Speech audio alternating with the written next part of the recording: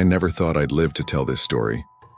Even now as I write this, my hands tremble, and the memories claw at the edges of my mind like shadows trying to drag me back into the darkness. But I have to tell you what happened on Tartarus Island. I have to warn you. It started with a job offer. I was a freelance journalist struggling to make ends meet when I got a call from a man who called himself Mr. Graves.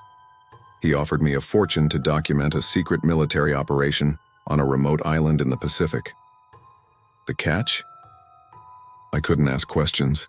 I couldn't tell anyone where I was going, and I had to sign a waiver that basically said if I died, no one would ever know.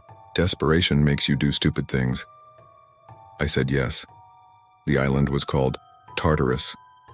The name alone should have been a red flag, but I ignored the unease gnawing at my gut. When I arrived, it was like stepping into another world. The air was thick, humid, and carried a faint metallic smell that made my skin crawl. The island was surrounded by jagged cliffs, and the only way in was through a narrow, heavily guarded tunnel. The soldiers who met me were silent, their faces obscured by black masks. They didn't speak, just gestured for me to follow. We moved through the tunnel, and the deeper we went, the colder it got.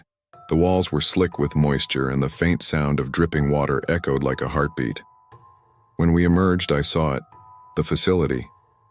It was a massive, windowless structure built into the side of a mountain. The soldiers led me inside, and that's when I realized something was very, very wrong.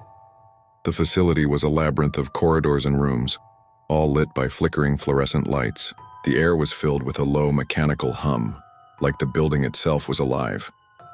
But the worst part was the silence. No one spoke. No one made a sound. It was as if the entire place was holding its breath. I was taken to a control room, where a man in a lab coat handed me a camera and told me to document everything. He didn't explain what everything meant, but I didn't have to wait long to find out. The first thing I saw was the cells, rows upon rows of them, each one containing something. At first I thought they were animals, twisted, malformed creatures with too many limbs and eyes that glowed in the dark. But then I saw the human faces, the way they moved, the way they screamed. I froze, my camera shaking in my hands. The man in the lab coat noticed my hesitation and leaned in close. "Don't worry," he said, his voice cold and clinical. "They can't hurt you. Not from in there." I wanted to run. I wanted to drop the camera and bolt for the exit, but I couldn't. I was trapped. Over the next few hours, I was forced to witness things